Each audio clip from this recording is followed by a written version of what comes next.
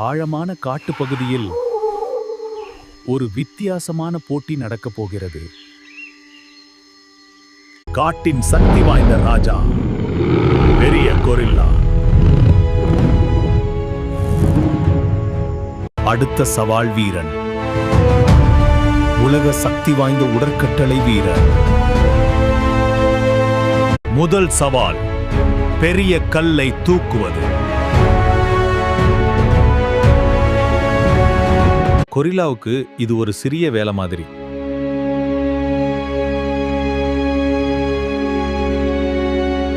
இரண்டாவது சவால், மரத்தை பிடித்து இழுப்பது.